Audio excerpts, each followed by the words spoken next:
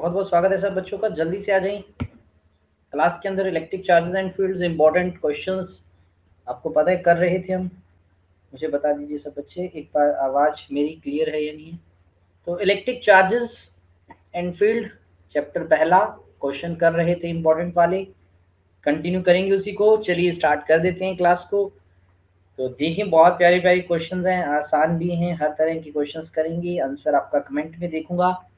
जो भी आंसर होगा वो आप क्वेश्चन नंबर के बाद लिखेंगे, जैसे 32 A B C D इस तरह से ऑप्शंस मिलेंगे आपको। तो ऑप्शंस इसके मैं बना दूंगा, A B C D जो भी होगा। तो प्रश्न देखिए कुछ इस तरह से कहा गया, net charge with in an isolated system always. एक आइसोलेटेड सिस्टम का जो टोटल चार्ज है, नेट चार्ज है, वो कांस्टेंट रहता है। बिल्कुल ठीक है। तो ये कौन सा लॉ कहता है? It is called the law of, पहला जो ऑप्शन है वो है क्वांटाइजेशन, दूसरा ऑप्शन कंजर्वेशन,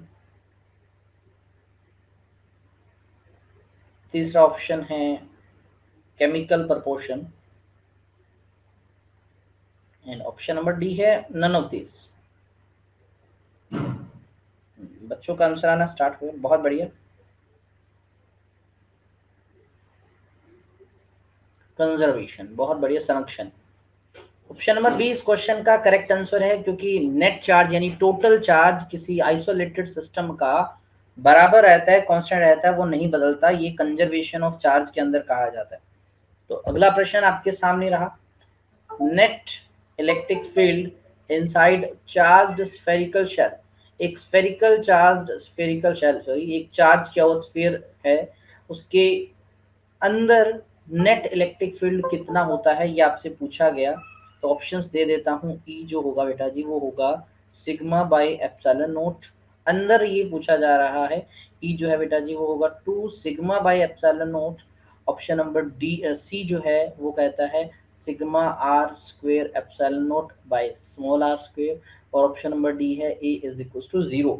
तो 33 नंबर प्रश्न क्वेश्चन जो है उसका आंसर आपका आई थिंक सो पहुंच चुका होगा। बहुत बढ़िया, कुछ बच्चों ने आंसर देना स्टार्ट कर दिया है। क्लास को एक बार सब बच्चे दोस्तों को भी शेयर कर दो, सब बच्चों को बोल दीजिए ज्वाइन कर लीजिए जो क्लास में नहीं है।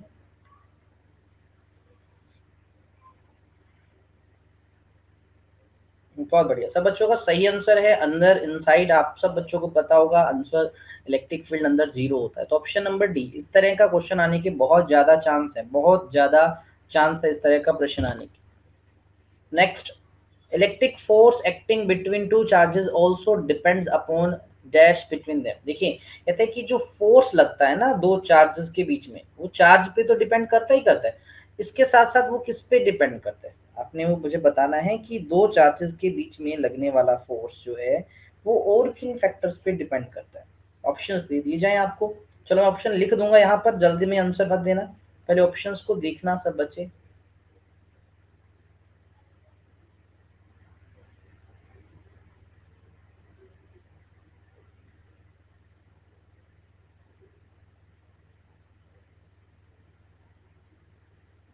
तो ऑप्शंस जो हैं वो आपके कुछ इस तरह से हैं।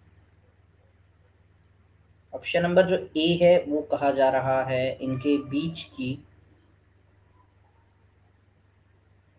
शेप, इनके बीच की मीडियम पे, इनके बीच में थर्ड चार्ज रखा हो उस पे डिपेंड करेगा, या नन ऑफ दिस। चलो मुझे बताओ, दो चार्जेस के बीच में लगने वाला उनके बीच किस चीज पे डिपेंड करता है? आसान है ये तो।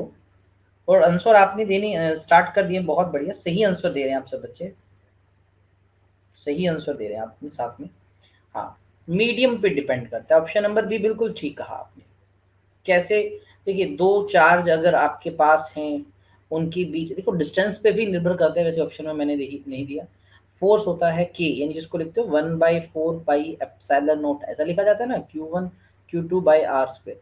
देखो अब इसमें आप देखो जरा, एप्सिलॉन नोट तुम्हें दिख रहा है तो फोर्स मीडियम पे डिपेंड करता है, बीच में क्या चीज है उस पर डिपेंड करता है।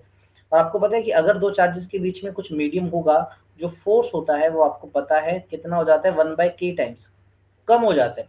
के गुना कम हो जाता है, कि आपको पता है जो मीडियम आपने इंसर्ट किया उसका डायलैक्ट्रिक कांस्टेंट होता है, यही कुछ होता है। चलो अगला प्रश्न आपके सामने ला दिया जाए। तो ये रहा अगला प्रश्न, 35 नंबर क्वेश्चन आपके सामने। इलेक्ट्रिक डाइपोल को रखा यूनिफॉर्म इलेक्ट्रिक फील्ड में, यूनिफॉर्म इलेक्ट्रिक फील्ड है, ठीक है ना, उसके अंदर तो कुछ इस तरह से हमने बना लिया यूनिफॉर्म इलेक्ट्रिक फील्ड। फिर कहा उस यूनिफॉर्म इलेक्ट्रिक फील्ड के अंदर आपने एक इलेक्ट्रिक डाइपोल को रख दिया, बिल्कुल ठीक है, आप इलेक्ट्रिक डाइपोल को रख देते। Net dash on it is zero, तो मान लीजिए आपने डाइपोल को कुछ इस तरह से रखा, यहाँ माइनस का चार्ज है, यहाँ पे प्लस का। आपसे पूछा गया इसमें से बताना है कि उस पर क्या चीज जीरो होगी, तो मैंने लिखा थी ऑप्शन सुनो। नेट चार्ज जीरो है, नेट फोर्स जीरो है, नेट टॉर्क जीरो है, बोथ ए एंड बी। चलो जल्दी से आंसर दे दो, जल्दबाजी में आंसर मत देना, मुझे पता है बहुत सारे बच्चे जल्दबाजी में आंसर देने वाले हैं, बहुत सारे बच्चे जल्दबाजी में आंसर देने वाले हैं, बहुत सारे बच्चे जल्दबाजी में आंसर देने वाले हैं, मुझे पता है, इसलिए आप सब बच्चे सही आंसर ही दीजिए। इलेक्ट्रिक डाइपोल को यूनिफॉर्म इलेक्ट्रिक फील्ड में रखने पर क्या चीज जो है ना वो नेट जीरो होती है, आपको ये बताना था इस प्रश्न में। अब आपको मैं बता दूं, देखो एक डाइपोल पे जितना प्लस का चार्ज होता है उतना ही माइनस का, यानी नेट चार्ज जीरो है, ये तो पक्की बात है, तो मेरे हिसाब से ये तो आना ही चाहिए। लेकिन इसी के साथ साथ यूनिफॉर्म फील्ड है, तो प्लस वाले पे इधर की तरफ एक फोर्स लगता है, माइनस वाले पे उतना ही पीछे की तरफ इधर फोर्स लगता है, तो जब आप नेट फोर्स निकालते हैं वो भी जीरो हुआ करता है, तो ऑप्शन बी भी सही है। तो इस हिसाब से ऑप्शन नंबर डी करेक्ट होता है इस प्रश्न का, कि फोर्स और चार्ज दोनों नेट जीरो होते हैं। ये बात आप ध्यान रख लीजिए, जब तक आप इसको यूनिफॉर्म फील्ड में रखते हो नेट फोर्स जीरो होगा, नेट फोर्स जीरो सिर्फ और सिर्फ यूनिफॉर्म फील्ड में होगा, क्योंकि तभी दो फोर्स बराबर वैल्यू के होंगे और अपोजिट डायरेक्शन के होंगे, है ना। अच्छा अगर नॉन यूनिफॉर्म फील्ड बोल देता तब आपका ए ऑप्शन आ जाता, तब सिर्फ चार्ज जो होता वो जीरो होता, फोर्स जीरो ना होता। और टॉर्क की बात करें तो आपको शायद पता होगा बेटा जी, टॉर्क का जो फॉर्मूला होता है वो होता है पीई साइन थीटा, तो ये होता है साइन थीटा, और एंगल पे डिपेंड करता है ये टॉर्क कितना होगा। तो लीजिए अगला प्रश्न आपके सामने ही पहुंच चुका है, कुछ इस तरह से कहा, दो अनइक्वल चार्ज हैं, ऐसे जो चार्ज हैं जो बराबर नहीं है, एक जैसे नहीं है, ठीक है ना, वो क्या करते हैं, टू अनइक्वल चार्जेस एक्सर्ट, वो क्या करते हैं, dash magnitude force on each other. दो एक जैसे जो चार्ज है वो क्या करते हैं, कैसा, दो अनइक्वल, अनइक्वल बोला ना, अनइक्वल मतलब दोनों चार्ज बराबर नहीं, कुछ ऐसे समझ लो कि ये मान लीजिए एक Q1 चार्ज है, ये कोई Q2 चार्ज है, तो कहते हैं कि वो एक्सर्ट करते हैं, बिल्कुल एक्सर्ट करते हैं, फोर्स एक्सर्ट करते हैं एक दूसरे पे, तो जो उनका जो मैग्नीट्यूड है ना उन फोर्सेस का वो कैसा होता है, मैं थोड़ा सा समझा दूं। देखो मान लीजिए ये दो चार्ज हैं, दोनों की वैल्यू अलग अलग है, एक बड़ा है एक छोटा है, तो इसने इस पे जो फोर्स लगाया वो मान लीजिए F1 है, और इसने जो बदले में इस पे जो फोर्स लगाया वो F2 है। आपसे इन F1 और F2 के बारे में पूछा जा रहा है, तो ऑप्शन में दे देता हूँ आपको, ऑप्शन में दे देता हूँ, इन F1 और F2 के बारे में पूछा जा रहा है। तो पहला कहता है कि देखो कि जो F1 फोर्स है वो बड़ा होगा, F2 छोटा होगा, कि बड़ा चार्ज लगा रहा है वो। दूसरा नहीं, ये उल्टा होगा, जो बड़ा चार्ज है वो कम फोर्स लगाएगा, जो छोटा चार्ज है वो ज्यादा फोर्स लगाएगा। और तीसरा ऑप्शन बोलता है भैया देखो ये तो बराबर होंगे। और ऑप्शन नंबर डी बोलते देखो तुम सब गलत हो, कि हमें ये पता ही नहीं है, नन ऑफ दिस, इनमें से कोई भी नहीं आएगा ऑप्शन। तो कमेंट में आपका वेट कर रहा हूँ, क्या आंसर आप दे रही हो, देखते हैं। तो आंसर आने स्टार्ट हो गया, बहुत बढ़िया, शाबाश। तो इसका जो सही आंसर है वो ऑप्शन नंबर सी होगा, क्योंकि न्यूटन का तीसरा नियम आपने पढ़ा होगा, एक्शन एंड रिएक्शन जो होते हैं वो हमेशा इक्वल एंड अपोजिट होते हैं। इसका मतलब कि दोनों फोर्स बराबर होंगे, जितना पहला चार्ज दूसरे पे फोर्स लगाता है उतना ही दूसरा पहले पे लगाता है, इक्वल होते हैं, ठीक है ना। इक्वल किसके अंदर, मैग्नीट्यूड में होते हैं, बस डायरेक्शन वाइज अपोजिट होते हैं, लेकिन होते तो बराबर है। तो यहाँ पर आएगा बेटा जी इक्वल मैग्नीट्यूड होता है दोनों फोर्सेस का, तो यानी ये वाला ऑप्शन आपका सी रहेगा। अगला प्रश्न ये रहा, कहा इलेक्ट्रिक डाइपोल मोमेंट किस तरह की क्वांटिटी है। बहुत आसान प्रश्न, ऑप्शंस मेरे ख्याल में ना दूं तो भी आप आंसर दे दोगे, फिर भी लिख देते हैं।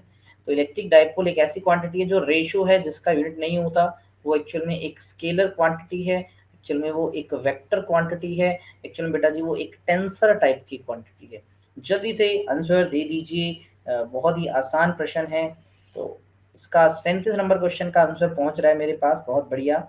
तो option number C vector quantity होगी, बिकॉज हैव डायरेक्शन, और इसका डायरेक्शन होता है, क्या होता है डायरेक्शन ये भी बता देते हैं। देखो एक डाइपोल को हम कुछ इस तरह से दिखाते हैं, एक एरो लगा के, इधर माइनस का चार्ज इधर प्लस का चार्ज। डाइपोल मोमेंट जो होता है वो हमेशा नेगेटिव से पॉजिटिव होता है। कहाँ से कहाँ? नेगेटिव से पॉजिटिव। ये भी पता होगा तुम्हें सब बच्चों को। चलो अगला प्रश्न ला दिया जाए स्क्रीन पे। तो ये रहा अगला प्रश्न आपकी स्क्रीन पे। एक स्फीयर है, एक स्फीयर है जिसका रेडियस 100 सेंटीमीटर है। ध्यान से सुनना, आसान प्रश्न है, ज्यादा मुश्किल नहीं है। और कहता है कि उन पे चार्ज दे रखा है, has a charge 2π/3 microcoulomb. 2π/3 microcoulomb charge है। इसकी सरफेस चार्ज डेंसिटी बतानी है, इसकी कितनी होगी? सरफेस चार्ज डेंसिटी बतानी है। बहुत आसान प्रश्न है यार, आंसर तुम निकाल सकते हो इसका। सरफेस चार्ज डेंसिटी निकालना कोई मुश्किल बात नहीं है। तो मैं ऑप्शंस दे देता हूँ आपको, आप इतने में सोल्व कर लीजिए, दिमाग चला लीजिए, इतने में कॉपी पेन चलाइए। मैं इतने में ऑप्शन लिखने में थोड़ा सा समय लगा देता हूँ। तो जो आंसर है वो है 1.5 गुना में 10 की पावर -7 कुलाम मीटर स्क्वायर। दूसरा जो ऑप्शन है वो है 1.67, 6 है यहाँ पर, ध्यान रखना, 1.67 मल्टीप्लाई बाय 10 की पावर 7 कुलाम पर metre square. Option number D है 1.5 मल्टीप्लाई बाय 10 की पावर -6 कुलाम मीटर स्क्वायर। और ऑप्शन नंबर डी है 1.67 मल्टीप्लाई बाय 10 की पावर -6 कुलाम मीटर स्क्वायर। तो आप आंसर देना स्टार्ट कर दीजिए। सोल्व करने वाला है, मेरे ख्याल में आप थोड़ा सा टाइम लेंगे इसको सोल्व करते में, है ना? तो इतने में साइड में या तो सॉल्यूशन लिखना स्टार्ट कर दूं या तुम आंसर दे दो।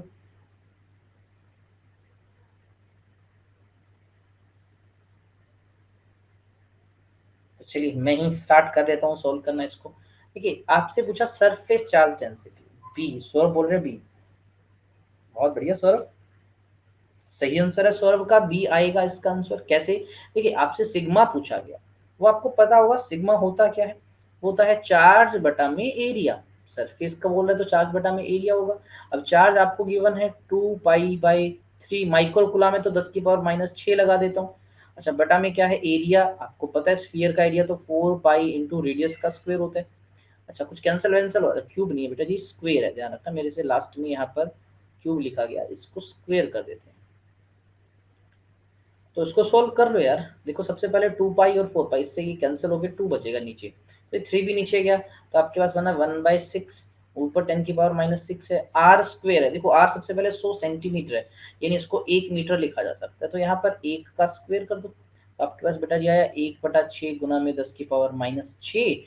देखो यूनिट क्या आएगा, ऊपर चार्ज है तो कुलाम, नीचे मीटर स्क्वायर बदल दिया था तो कुलाम पर मीटर स्क्वायर। तो 1/6 होता है 0.16 गुना में 10 की पावर -6 कूलम मीटर स्क्वायर। मुझे इसको थोड़ा सा अच्छा बनाना है तो इसको लिखा 1.6 गुना में 10 की पावर -7 कूलम पर मीटर स्क्वायर, जो कि ऑप्शन नंबर बी है सही आंसर। तो आपने कर लिया सॉल्व, बहुत बढ़िया। मैं थोड़ा स्लो हूँ लेकिन आपने ही कर लिया। अगला प्रश्न आपकी स्क्रीन पे कहते हैं एक प्रोटॉन है आपके पास, और आपके पास एक अल्फा पार्टिकल है। अल्फा पार्टिकल तो जानते होगे क्या होता है? नहीं जानते? मैं अभी बता देता हूँ आपको थोड़ी देर में। पहले सुनो क्या है कि एक अल्फा पार्टिकल और एक प्रोटॉन एंटर करते हैं एक रीजन में, एक ऐसी जगह में जहां पर यूनिफॉर्म इलेक्ट्रिक फील्ड है, यानी दोनों को किसी सेम यूनिफॉर्म इलेक्ट्रिक फील्ड में एंटर करवाया गया। फिर कहते हैं कि ratio of force on the proton, field में एंटर करेंगे तो प्रोटॉन पे भी फोर्स लगेगा और अल्फा पार्टिकल पे भी लगेगा, तो दोनों पे लगने वाले फोर्स का रेशो बताना है। देखो प्रोटॉन पे मान लीजिए F1 फोर्स लगा, अल्फा पार्टिकल पे F2 लगा, तो F1 और F2 का रेशो बताना है। आपको बताना है कि F1/F2 कितना होगा। तो मैं ऑप्शन लिखता हूँ, इतने में आप अपना कैलकुलेशन स्टार्ट कर देना, ठीक है ना? तो इसका जो पहला ऑप्शन है वो है, देखो 2:3, दूसरा ऑप्शन है 1:4, तीसरा ऑप्शन है 4:1, और चौथा ऑप्शन है 1:2। इनमें से आपने बताना है कि कौन सा आंसर होगा, ठीक है? तो आसान प्रश्न है, कर लीजिए सोल्व, फिर मैं करके बताऊंगा। थोड़ा सा मैं बता देता हूँ अल्फा पार्टिकल क्या होता है। देखिए हीलियम जो होता है ना, हीलियम, उसके अगर इलेक्ट्रॉन्स को निकाल दिया जाए तो आपको पता है वो हीलियम 2 पॉजिटिव बन जाएगा। बस इसी को हम अल्फा पार्टिकल बोल देते हैं। क्या बोल देते हैं? इसी को अल्फा पार्टिकल बोलते हैं, हीलियम 2 पॉजिटिव को। तो एक गुड़िया ने आंसर दे दिया है, बाकी बच्चे भी आंसर दे रहे हैं, बहुत बढ़िया। कमेंट में वेट कर रहा हूँ आपका। देखिए इसके बाद 3 बजे यूट्यूब चैनल पे एक वीडियो है न्यूक्लियर फिजिक्स की, चाहो देख सकते हो, बहुत यूजफुल है। 4:20 पे आपकी आज फिर से क्लास है चैप्टर नंबर 2 की, जो थ्योरी वाली क्लास है, जिसके अंदर आज हम बात करेंगे डाइलेक्ट्रिक पोलराइजेशन के बारे में, कि किसी नॉन पोलर को पोलर कैसे बनाया जाता है, उससे रिलेटेड टर्म्स और कुछ क्वेश्चन उसके अंदर भी अपन डिस्कस करेंगे।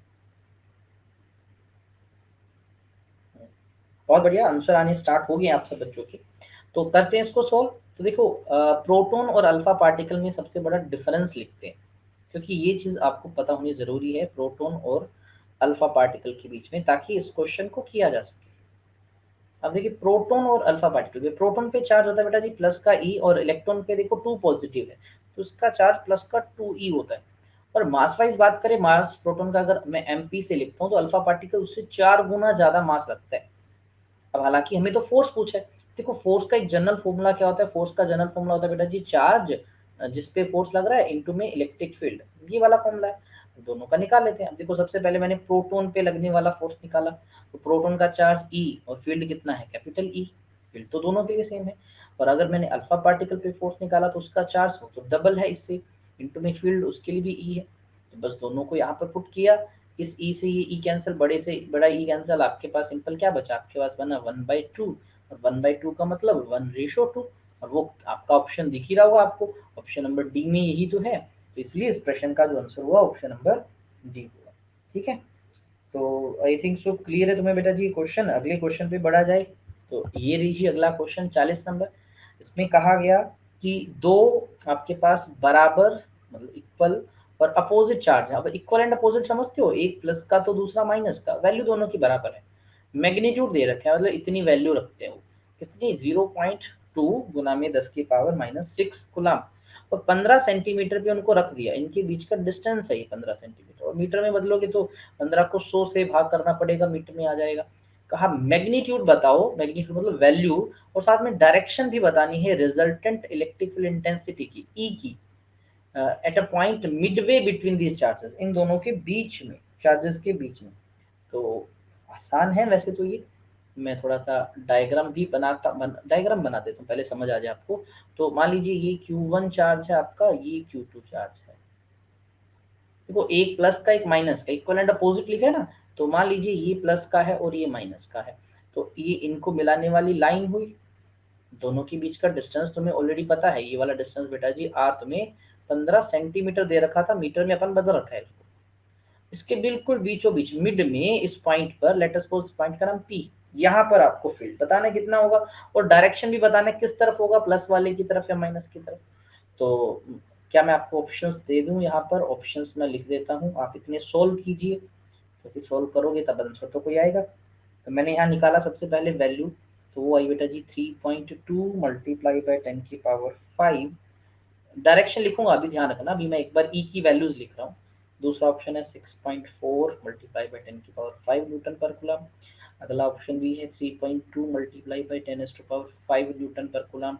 और अगला ऑप्शन है 6.4 मल्टीप्लाई बाई 10⁵ न्यूटन पर कूलम। और डायरेक्शंस भी लिखनी है हमें, आपको याद होगा, टुवर्ड पॉजिटिव चार्ज, तो इसमें भी है बेटा जी toward positive charge, toward negative charge, और इसमें है टुवर्ड नेगेटिव चार्ज। चलिए जी जल्दी से आप अब आंसर देना स्टार्ट कर दीजिए, देखते हैं किसका आंसर सही होगा।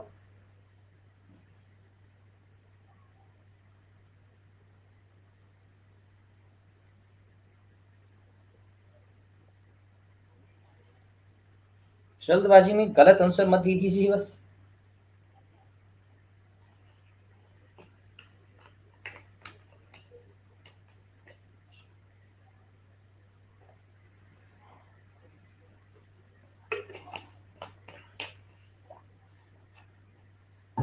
चलिए आंसर इसका करते हैं सॉल्व, समझते हैं। देखिए सबसे पहले ना, जैसे पहले चार्ज का निकालते हैं, देखो पहला प्लस का चार्ज है तो इसको रिपेल करेगा, तो फील्ड इसका बाहर की तरफ होगा, पहली चार्ज की वजह से उसको मैंने फील्ड को ई नाम दे दिया, है ना।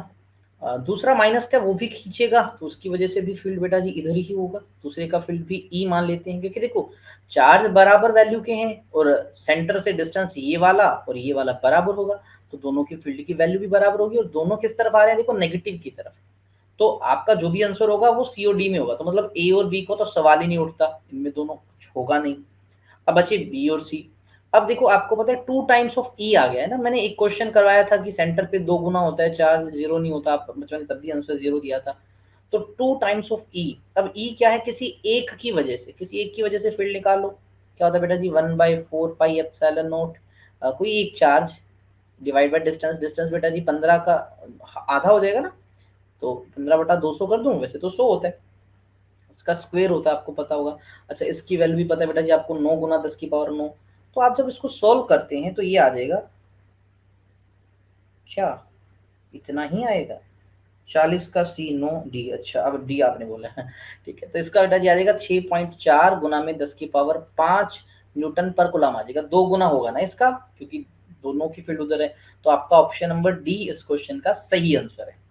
ठीक है, अब आपका आंसर सही आ रहा है, डी बता रहे हैं। ठीक है, बाकी बच्चे भी ट्राई कीजिए। हाँ डिस्टेंस का हाफ नहीं किया था पहले, कोई बात नहीं, कोई बात नहीं। तो अगला प्रश्न देखो फिर, कहा मिनिमम वैल्यू बताओ चार्ज की जो किसी चार्ज बॉडी पे हो सकती है। किसी चार्ज बॉडी पे सबसे छोटा चार्ज क्या, 1.6 × 10⁻−19 गुलाम, 1.6 × 10⁻+19, ये पावर 19 है, 19। ठीक है ना, मैं थोड़ा इसको जूम करके दिखाता हूँ तुम्हें।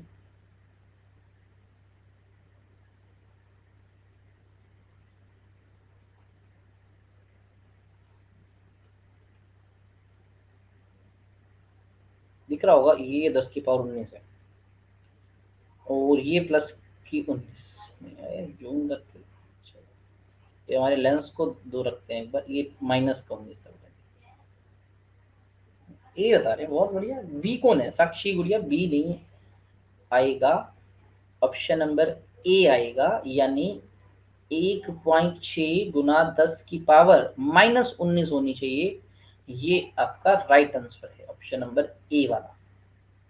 ठीक है, बाकी बहुत सारे बच्चों का आंसर मेरे पास सही पहुंच गया, जिनमें साक्षी, दीपिका, रिद्धि, अहल्या, मोनिका, स्वरूप। साक्षी ने 2 बार आंसर दिया, पहले ए भी दिया फिर बी भी दिया, पता नहीं क्यों।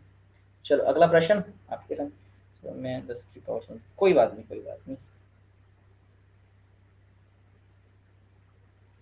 ठीक है, कोई बात नहीं। मैं इसीलिए लेंस लेके आया था, देखो जूम करने के लिए, देख लो, इसीलिए तो ये लेके आया था चलो अगला प्रश्न। लेंस रख देते हैं कॉर्नर में, क्या पता कोई जरूरत पड़ जाए, वरना उड़ा देंगे इसको।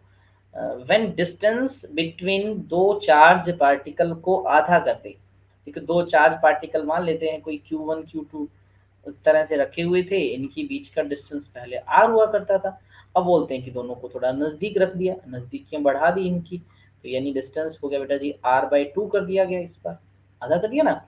तो जो इनके बीच में पहले फोर्स लग रहा था वो कितना हो जाएगा, आपको ये पता है। तो ऑप्शंस देख लो अच्छे से। पहला ऑप्शन बोलते हैं 1/2, 1/4, वन, सॉरी आधा, 1/4, डबल और 4 गुना। तो पहला तो ऑप्शन जो है वो कहता है कि भैया आधा हो जाएगा, दूसरा बोलता है 1/4 हिस्सा हो जाएगा, ये बोलता है डबल हो जाएगा, ये बोलता है 4 गुना हो जाएगा। क्या बात है, सभी अपने अपने आंसर दे रहे हैं। चलो आपका आंसर क्या है, तो आने आंसर स्टार्ट हो गया है, बहुत अच्छे। बहुत सारे बच्चों का डी आ रहा है, बहुत सारों का। देखो सबसे एक बड़ी बात, पूरा क्वेश्चन करने से पहले देखो आर को आप कम कर रहे हो तो फोर्स तुम्हारा बढ़ना चाहिए, इनवर्सली होता है ना। अब देखो फोर्स बढ़ने की फीलिंग पहले ऑप्शन में तो बिल्कुल नहीं आ रही, आधा कहने के लिए बात कर रहा है ये भी, देखो पहले 2 ऑप्शन तो गायब हो जाते हैं। फिर सी और डी में बढ़ने की बात हो रही है, तो 2 गुना या 4 गुना। अब आपको ये भी पता है कि फोर्स जो है वो आर स्क्वेयर के इनवर्सली है, यानी जो जितना भी आर में चेंज आएगा उसका स्क्वेयर करो तब एफ में चेंज आएगा। अब आर को तुमने आधा किया, 1/2 किया ना, ऐसे तो क्या, इसका स्क्वेयर करो बेटा, 1/4, ऐसे हुआ ना, ये 4 फैक्टर जब ऊपर जाएगा तो 4 गुना हो जाएगा। ऑप्शन नंबर डी इसका सही आंसर है। और अगर इसको प्रॉपर तरीके से करना हो, अगर आपको इसको बेटा जी प्रॉपर तरीके से करना तो कैसे करेंगे, देखो सबसे पहले हमने क्या किया, मान लीजिए जो पहला फोर्स था वो था K Q1 Q2 bye are, ठीक है, अच्छी बात है, आर स्क्वेयर, सॉरी।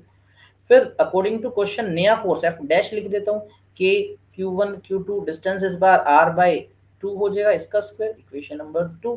तो एफ डैश बेटा जी क्या बन गया, के Q1 Q2 और r स्क्वायर और 4 ऊपर आ गया, 4 यहाँ पर ले आए अपन, तो ये 4 टाइम्स, ये जो पूरा फैक्टर है तो पुराना फोर्स है, 4 टाइम्स ऑफ एफ हो गया ना। तो आपका ऑप्शन नंबर डी इस तरह से बन जाता है। तो इस तरह से जी इसका सही आंसर आ गया। बहुत बढ़िया। अगला प्रश्न देख लो, the ratio of force between two small spheres.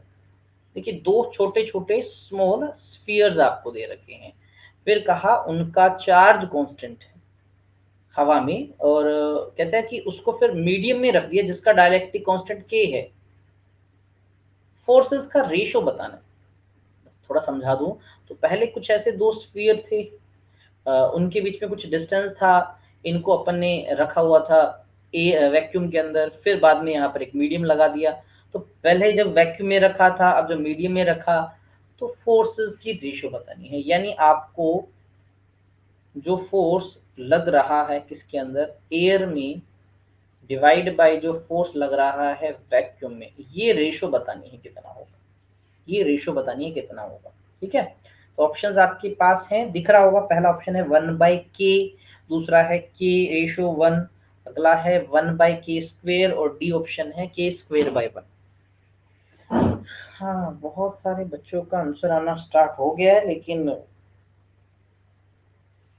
सही है या गलत है ये मुझे नहीं पता। मैं आंसर सोल्व करता हूँ, आपके आंसर अपने आप आ जाएगा। देखो देखिए, आपको मैं बता चुका हूँ एक बात कि जब भी तुम दो चार्जेस के बीच में मीडियम इंसर्ट करते हो, जो फोर्स है वो वैक्यूम वाले फोर्स का 1/k टाइम्स होता है। पक्की बात है, वैक्यूम और एयर एक ही बात है, तो आप इसको ऐसे भी लिख दो, force in air divide by k। अब एयर वाला तो उधर उठा के लेके आओ, तो force in medium divide by force in air 1/k आएगा। अच्छा, आपसे पूछा क्या है, आपसे बोला कि एयर डिवाइड बाय मीडियम वाला बताना, यानी इसका रेसिप्रोकल करना है। तो इसका रेसिप्रोकल करना है तो F air divide by F medium, बिल्कुल ठीक कहा, k/1 आएगा। बी ऑप्शन वालों का सही है ना, कौन कौन है बी ऑप्शन वाले, देखिए जरा। अरे सारे ही हो तुम, सारी, बहुत बढ़िया बहुत बढ़िया, सारे ही हो तुम बी ऑप्शन वाले। अच्छा, कौन कौन बच्चे आंसर नहीं दे रहे, बेटा आंसर जरूर दो, चाहे जैसा भी हो। विजय, आप भी, कुसुम, मोनिका, साक्षी, पंकज, रिद्धि, अहिल्या, सौरभ हैं, नेहा हैं, दीपिका हैं, विवेक हैं, और विकास सोनी तो है। तो आंसर दीजिए जरूर, है ना, चाहे नहीं आता हो ट्राई करें तुक्का मारने की, आप थोड़ा अपना लक फैक्टर भी देखो, मैं ये नहीं बोलता कि तुक्का मार के आना आपको। अगला प्रश्न करते हैं, बहुत आसान है वैसे तो कहा क्या गया है इस प्रश्न में, सबसे पहले समझते हैं इस प्रश्न की। दो चार्ज है आपके पास, देखो दो चार्ज है, कलर चेंज कर दो। दो चार्ज स्फीयर, उनके बीच का डिस्टेंस d, वो एक दूसरे पे एफ फोर्स लगाते हैं। दो कोई स्फीयर है इस तरह से, उनके बीच का बेटा जी डिस्टेंस r था, और ये एफ नाम का फोर्स लगा रहे थे, कोई बात नहीं लगाने दो। कहता है if they are immersed in a liquid, अब उस दोनों स्फीयर को उठा के किसी लिक्विड के अंदर रख दिया, ये लो, ये पहला स्फीयर, ये दूसरा स्फीयर। कहता है डिस्टेंस उतना ही रखा, आर वही है, चार्ज वही है, बस इस लिक्विड का जिसके अंदर उसको रखा इसका डायलेक्ट्रिक कांस्टेंट 2 है। तो कहता है कि फोर्स बताओ अब जो लगेगा इस कंडीशन में, अगर सारी की सारी कंडीशन बाकी कांस्टेंट रखी जाए, चार्ज उतना ही है, डिस्टेंस उतना ही है, बस इसको मीडियम में रख दिया। अरे बहुत ही सिंपल प्रश्न है यार, इसका सही आंसर तो तुम्हें आना चाहिए। एक बच्ची का आंसर पहुंच चुका है, बाकी बच्चे भी आंसर अभी दे देंगे, बहुत बढ़िया। तो एक फॉर्मूला बस याद रख लो बेटा जी, तुम, बहुत काम का फॉर्मूला है। मीडियम के अंदर कभी भी तुम्हें फोर्स निकालना हो ना, तो क्या कीजिए, जो फोर्स या तो वैक्यूम में लग रहा हो या एयर में, उसको के से डिवाइड करना है। अब ये वाला आपको एफ लिखा, और के की वैल्यू बेटा जी आपको 2 दे रखी है, तो f/2 आ जाएगा। अब f/2 ऑप्शन नंबर बी में है, तो इसका बी सही आंसर होता है। सौरभ सी बोल रहे हैं, सी नहीं आएगा, बढ़ता नहीं है फोर्स, हमेशा डिक्रीज होता है मीडियम के इंसर्ट होने पर। चलो, अब जो ये क्वेश्चन ये हैं इस तरह के, बहुत बार पूछे हैं, मैं तुम्हें बता दूं बहुत बार पूछे हैं। प्रश्न क्या है, कहा दो चार्ज हैं आपके पास, उनका मैग्नीट्यूड बराबर है और उनके बीच का डिस्टेंस आर है, वही F4 से लगा रहे हैं, ठीक है। If the charges are half, charge को आधा किया, डिस्टेंस को डबल किया, नया फोर्स बताओ। बड़ा अच्छा क्वेश्चन है, इस तरह का क्वेश्चन आ सकता है। मैं कुछ थोड़ा सा समझा देता हूँ। देखो ये कुछ चार्जेस थे, ये मान लीजिए Q था, ये Q था, दोनों बराबर ही तो थे, इनके बीच का डिस्टेंस R था, कोई फोर्स F लग रहा होगा। अब बोलते हैं क्या, देखो सबसे पहले तो तुमने क्या किया, चार्जेस को आधा कर दिया, तो ये Q/2 कर दिया बेटा जी, ये भी Q/2 कर दिया, और डिस्टेंस R की बजाय डबल कर दिया, 2R कर दिया। अब नया फोर्स बताना है तुम्हें, ये जो न्यू फोर्स है ये बताना है कितना होगा। हम बेहद आसान प्रश्न है ये तो तुम अपने आप भी बता सकते हो, ये बता दूं। तो आंसर आपके आने स्टार्ट हो गए, बहुत अच्छे, लेकिन सभी बच्चों के आंसर नहीं आते, कुछ बच्चे ही आंसर दे रहे हैं। चलो कोई बात नहीं, जितने भी आंसर दे रहे हैं, देखिए इनके बीच में फोर्स निकाल लेते हैं। मान लीजिए ये के क्यू दो बार है ना, डिवाइड बाय डिस्टेंस का स्क्वायर, कोई बात नहीं, ये फोर्स नॉर्मल था। अब नया फोर्स निकालते, देखो के उतना ही रहेगा, चार्ज इसको भी आधा करना है, Q/2 और डिस्टेंस को बेटा जी डबल करना है, तो यहाँ 2R का स्क्वायर। देखो यहाँ से क्या आएगा मुझे बताओ, ये दो दो चार नीचे आ जाएंगे, तो 1/4 इसका आया, और यहाँ पर 2 का स्क्वायर है तो बेटा जी 4 इसका भी एक आया, तो बाकी बचा क्या, के Q/R स्क्वायर, तो ये 1/16 हुआ, तो 1/16, और ये Q/R स्क्वायर तो पुराना फोर्स है, तो 1/16। ऑप्शन नंबर डी इसका सही है। अच्छा, इस तरह के क्वेश्चन को करने के लिए लंबा चौड़ा काम ही करना नहीं, ऐसा कोई जरूरी नहीं है, आप एक छोटा सा काम और कर सकते हैं। देखो बस आपको ये याद रखना है, देखो फोर्स जो है वो चार्ज के डायरेक्टली है, Q1 Q2 के, बिल्कुल। अब देखो इसको आधा किया, इसको आधा किया, तो हाफ हाफ इसकी जगह इसके फैक्टर लिख दो, आधा आधा करे ना, तो हाफ इसका लिखा, हाफ इसका लिखा, लिख दिया। फिर आपको पता है एफ जो है बेटा जी आर स्क्वेयर के इनवर्सली है, मतलब उल्टा काम होगा। तो आपको पता है आर को 2 गुना किया, तो 2 का स्क्वायर 4, तो 1/4 इसका भी आ गया। अब सबको मल्टीप्लाई करो, कितना आएगा बेटा, 1/16 आ जाएगा। तो 1/16 वाला ऑप्शन देख लिया, ऑप्शन नंबर डी है, बस सही आंसर आ गया आपका। इस तरह से इन क्वेश्चंस को किया जा सकता है। चलिए अगला प्रश्न देखिए, आपसे कहा जाए कि इलेक्ट्रिक परमिटिविटी जिसको एप्सिलॉन नोट से लिखते हैं, इसका डायमेंशन फॉर्मूला बताना है, ठीक है ना, इसकी विमा बतानी है आपको। ऑप्शंस आपके पास हैं, जल्दी से सोल्व करना स्टार्ट कर दे, फिर मैं आपको बता दूंगा इसका आंसर। चलिए जी, मैं आंसर बता देता हूँ इसका। एप्सिलॉन नोट आता कहाँ से, देखो के फैक्टर से आता है ना, तो आपको पता है एफ जो होता है वो होता है के Q1 Q2/R², कुछ ऐसा ही तो होता है।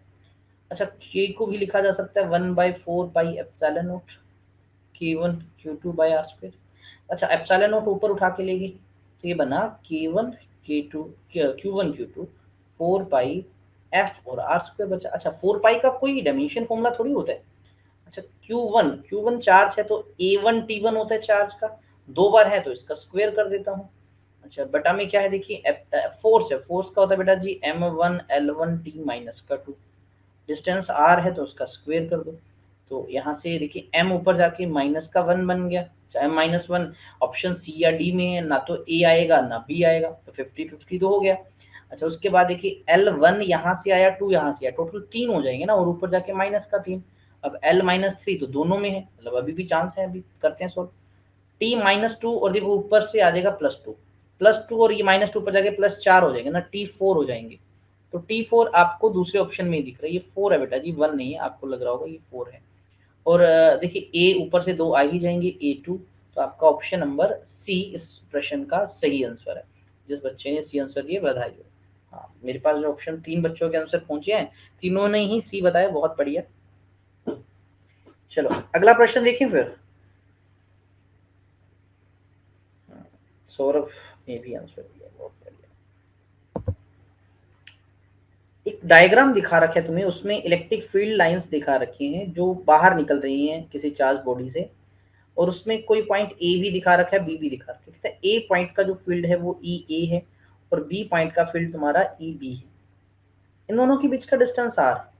तो आपसे बोला गया क्या ई ए पे फील्ड कम है बी पे ज्यादा है, ए पे ज्यादा है बी पे कम है, ए का जो फील्ड है वो ई बी बाई आर है, या ए का फील्ड है जो E B by R square है। बड़ा ही आसान सा प्रश्न है, आंसर आप बच्चे जल्दी से दे दीजिए ताकि अपन बढ़ सकें अगले प्रश्न की ओर। बी बी, अच्छा, विजय सुथार पहुंच चुके हैं हमारे साथ। विजय आपका शायद पहला आंसर है ना अभी तक। बी ही सही आंसर होगा। देखो बेटा जी, फील्ड ए पे ज्यादा होगा क्योंकि यहाँ लाइनें नजदीक है। मैंने बताया जहां लाइनों की भीड़ होती है वहां फील्ड स्ट्रॉन्ग होता है, बी पे इतना नहीं है ना। तो ए का फील्ड ज्यादा होगा, बी का कम होगा। तो ऑप्शन नंबर बी इस प्रश्न का सही आंसर है। चलो बढ़ते हैं अगले प्रश्न की ओर। अच्छा, अब इन क्वेश्चंस की खास बात है, इन क्वेश्चन से आपको काफी सारी चीजें चीजें सीखने को मिलेंगी। मतलब चीज सही क्यों है, गलत क्यों है, आपको ऑप्शन मैच करना है, ठीक है ना। और आपने आंसर किस तरह से लिखना है मैं आपको बता देता हूँ। देखो यहाँ पर इस तरफ लेफ्ट हैंड साइड में आपको दो चीजें लिखी गई हैं, जैसे direction of dipole moment, direction of electric field, और इनके तीन ऑप्शन है कि आपको मैच करना है। यानी इनमें से तीनों में से कोई एक तो होगा ही नहीं। जैसे पहले के साथ कौन सा मैच करता है, दूसरे के साथ कौन सा मैच करता है, आपने वो बताना है। जैसे इस क्वेश्चन को मैं सोल्व कर देता हूँ, फिर बाकी आपने करना है। डायरेक्शन ऑफ डाइपोल मोमेंट सब बच्चों को पता है, नेगेटिव चार्ज से पॉजिटिव चार्ज होती है, तो मतलब ये इसके साथ मैच कर रहा है। यानी 48वें क्वेश्चन के अंदर फर्स्ट वाला डी के साथ मैच कर रहा है और सेकंड वाला किसके साथ मैच कर रहा है, direction of electric field lines. तो इलेक्ट्रिक फील्ड आपको पता है वो पॉजिटिव चार्ज से नेगेटिव चार्ज होती है, तो ऑप्शन नंबर ए के साथ मैच कर रहा है ये वाला। तो सेकंड जो है वो ऑप्शन ए के साथ मैच कर रहा है। तो इस तरह से आपने बेटा जी टाइप करना है या कमेंट में लिखना है, ठीक है ना। तो ये पहला प्रश्न मैंने सोल्व कर दिया। हाँ, 48 का ए बी के साथ है और जो सेकंड ए के साथ। बहुत बढ़िया आंसर आपका, ठीक है। तो सौरभ, बाकी बच्चे भी सुन लीजिए, इस तरह से लिखिए आप, इस तरह से लिखना है अपने आंसर। जो बच्चे भी कमेंट करेंगे ना आगे वाले क्वेश्चंस का आंसर देंगे, इस तरह से लिखना है। एक ही आंसर में लिख दीजिए, दो अलग अलग आंसर्स में मत लिखना। दो कमेंट में एक में लिख दीजिए तो ज्यादा बेटर है आपका। चलो अगला प्रश्न देखो आपके लिए है। कहते हैं ए बॉडी, यहां से समझो ये लेफ्ट वाला मैच करना राइट वाले के साथ। कहते हैं एक बॉडी है, उस पे पॉजिटिव चार्ज आता है तब उसका मास क्या होगा। एक बॉडी पे जब नेगेटिव चार्ज आता है तो उस पे मास क्या होगा। तो देखो जल्दी से मैच कर दो, तुम्हारे आंसर का मुझे इंतजार है। E1 का C2 का ए, बहुत अच्छे बहुत अच्छे, बिल्कुल ठीक कहा। जिसपे पॉजिटिव चार्ज आता है यार, उस बंदे ने उस चीज ने, आपको पता है क्या क्या होता है, पॉजिटिव चार्ज वाले ने इलेक्ट्रॉन लॉस किया होता है तो उसका मास डिक्रीज होगा। तो इसका सी के साथ मैचिंग हो रहा है ना जी, सी के साथ मैचिंग हो रहा है। एंड जिसने नेगेटिव चार्ज है तो उसका मास इंक्रीज होगा। तो यानी इसका जो आंसर हुआ वो आपका हुआ फर्स्ट वाला सी के साथ मैच कर रहा है, सेकंड वाला ई के साथ मैच कर रहा है। बहुत बढ़िया, सही आंसर है। जिन बच्चों ने भी लिखा है बहुत बढ़िया। भव्य भी है हमारे साथ, अहिल्या और मोनिका, बहुत बढ़िया। अगला प्रश्न पहुंच चुका है आपके पास। ऐसा ही देखो, ये क्वेश्चन सच में बहुत शानदार है क्योंकि गलत ऑप्शंस को देखोगे आपके ऑटोमेटिक दिमाग में सही को पहचानने की क्षमता बढ़ती जाएगी। बहुत बहुत कुछ है इसमें सीखने के लिए आपके।